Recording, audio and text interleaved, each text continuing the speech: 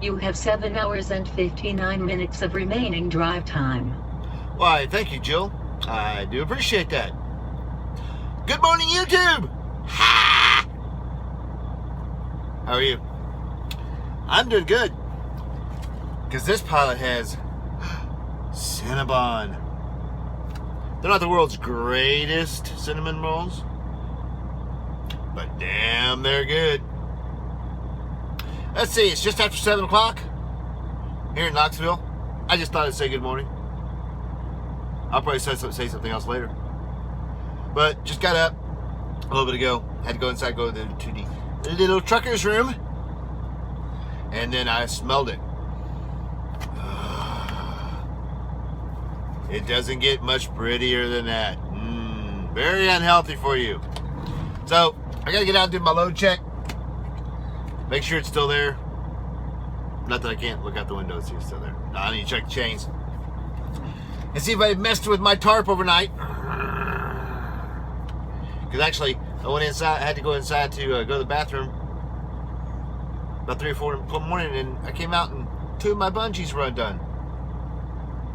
They weren't broken because they were brand new bungees. They were unhooked. What kind of evil, sadistic dork does that? I don't know. Because if they had unhooked themselves, due to me screwing them up, then they would have popped, or something. These weren't. They were just unhooked and hanging. Interesting. Well, 5 hours to go. See you later.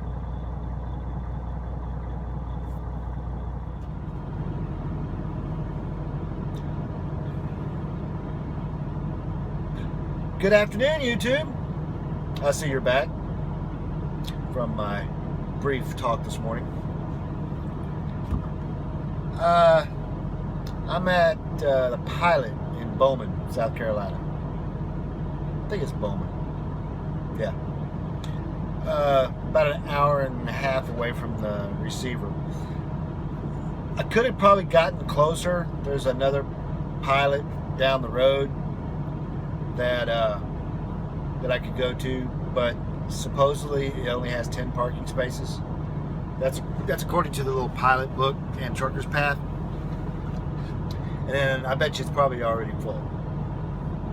Bowman here is under construction, and the parking lot is, and they've got a lot of space blocked off. So this place is supposed to have a space for 100 trucks, but it looks like it only has parking for maybe 45 or 50 right now, plus what looks like 4 or 5 reserve spaces. I didn't get a reserve this time. I figured I'd get here. I didn't know it was going to be under construction, and I did get a spot. There's a few spaces left, but not many.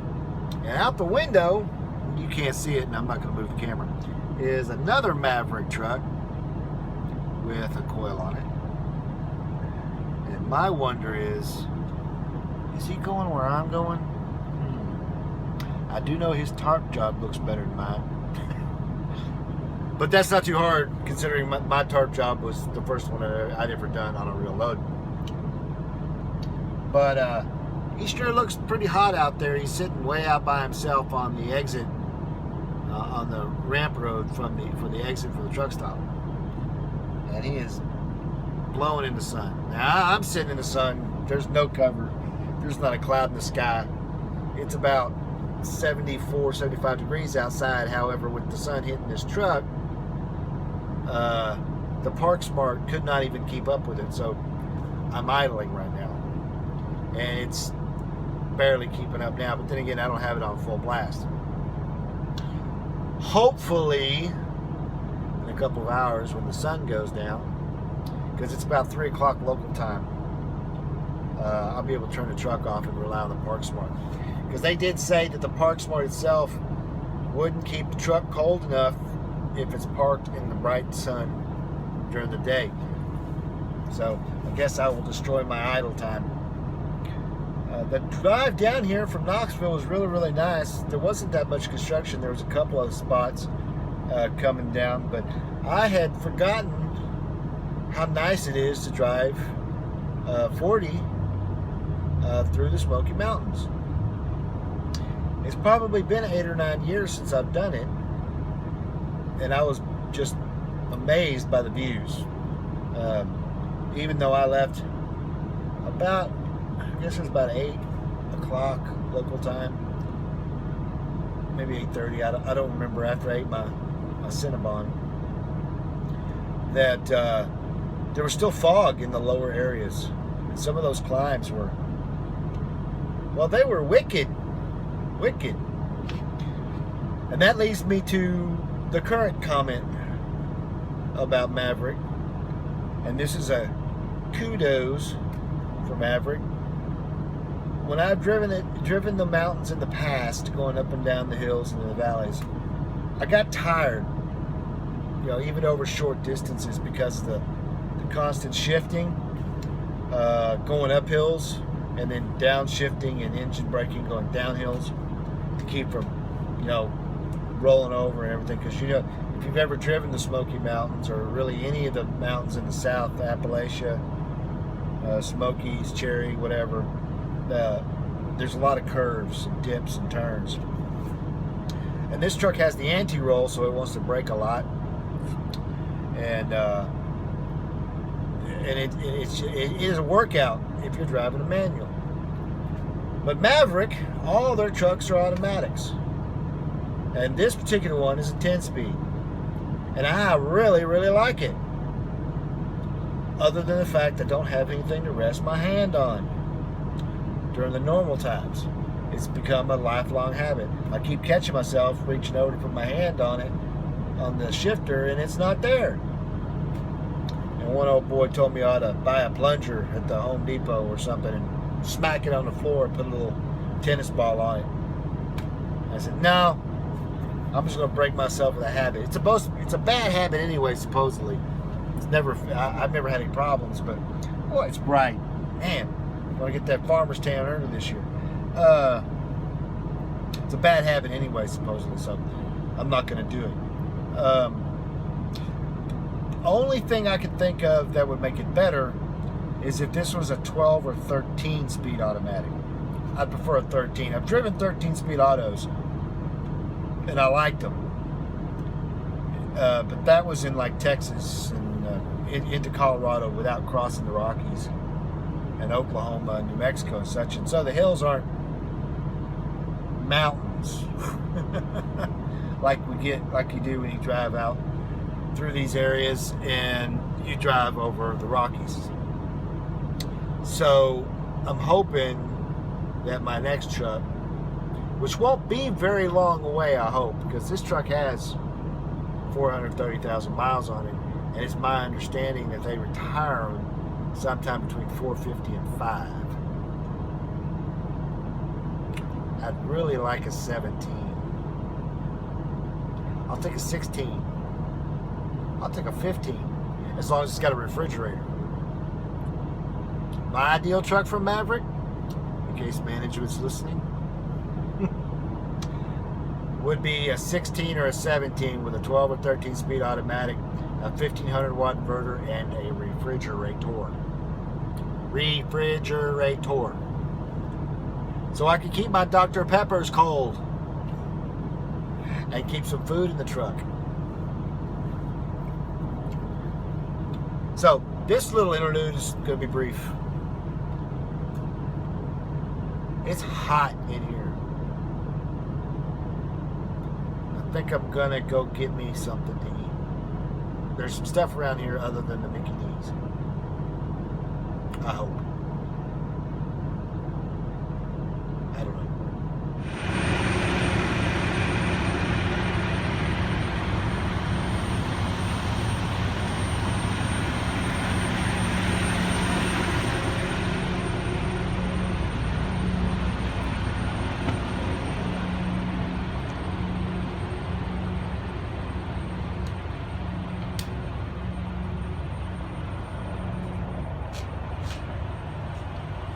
Yep, it's still there. I don't know about you, but it's been a really long day. even though I haven't done anything really. Drove about 5 hours, 4.5 maybe.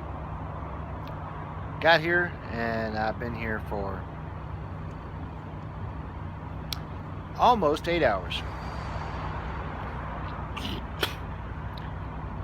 I could go ahead and take a split right now if I wanted, but I'm not going to. As you can see, I'm a little cleaner. Did get inside, take a shower, and got something to eat. Unfortunately, I had to eat Mickey D's. Whoa. And I could already feel it. It was all they had. There's no deli here. There's not even a Subway. I thought it was a law that pilots and Loves had to have a Subway in them. Because I could at least have gotten a decent salad or a sandwich. Though I'm tired of Subway sandwiches. But a salad would have been nice. But no. All they have is Mickey D's. Not even a, hot deli or something. And everything else they got is just candy. Junk food. Wait a minute. McDonald's is junk food. So,